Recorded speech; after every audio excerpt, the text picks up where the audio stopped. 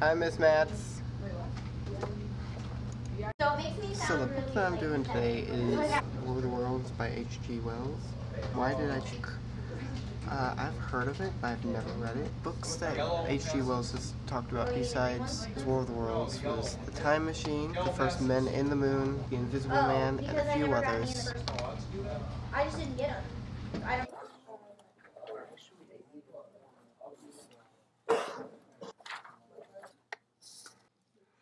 So we've changed areas right now. Just wanted to give a quick warning. But my mic works this time, so it's a lot better. What are you looking at? You. Me? You. You got a problem with me? Got a problem with that book you're doing. So just close out of the thing. You've just been possessed. What is this book about? Basically, this man. you're in it now.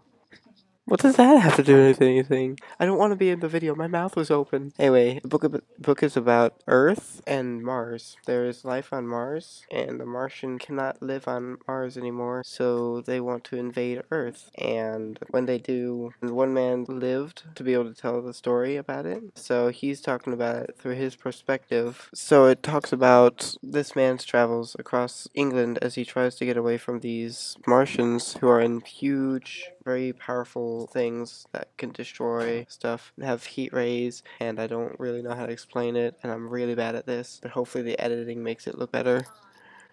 You see, this is why I edit, Austin, because I'm this bad at talking. But yeah, so... Hey. Oh.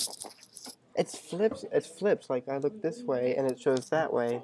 Or I look that way and it faces that way. That's weird. Anyway, yeah, so the Martians invade Earth, and this man is running as much as he can to get away from them. And it just talks about him trying to live. This was like the most awkward explaining of a book ever. So we're in another place now, as you can see. What is the setting of this book? It's all around England. Why should others read this? Because this is a really well-known story, whether you've heard of the book or you've heard of the radio broadcast. But either way, it's really well-known for either or, and I think it's worth reading. Plus, it's really good too, so. What is the plot about? I basically said it when I was talking about what this book is about. It's a man running from the Martians.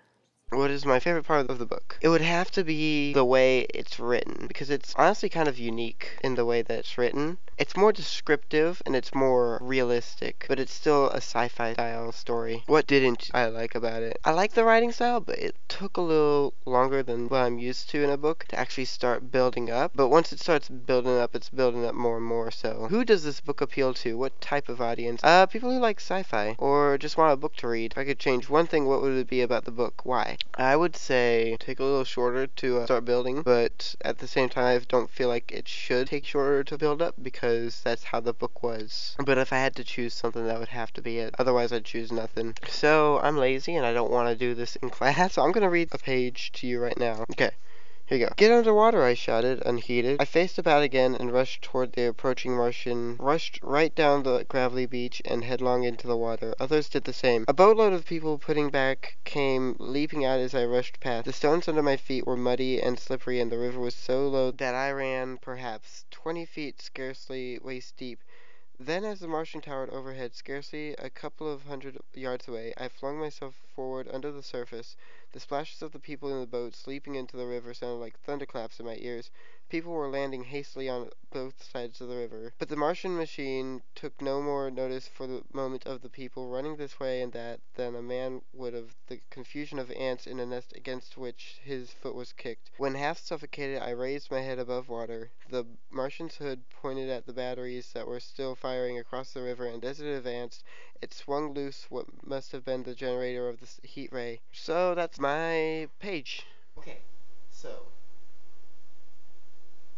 I had green screen. I swear if this works, this is gonna be awesome. Let's go.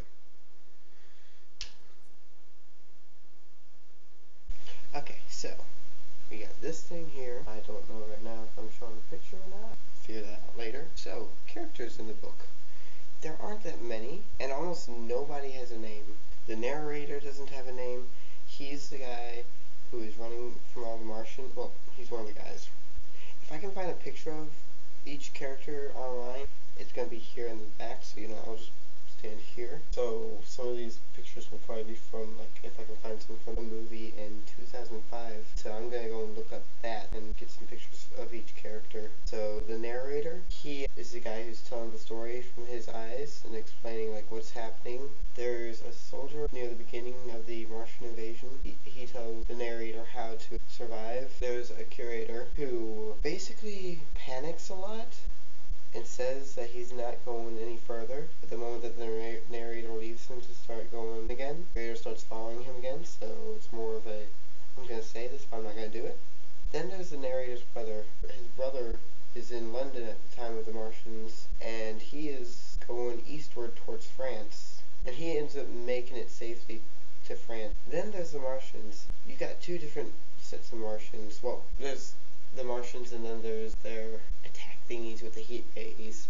Okay, so the climax of the book is basically the Martians are invading Earth, but there's a sort of bacteria that ends up killing off all the Martians, and that's sort of the climax of the book. So, well guys, I'm gonna end the video here, so I hope you guys enjoyed. If so, please be sure to leave a like and subscribe, and I'll make sure to get back to recording soon.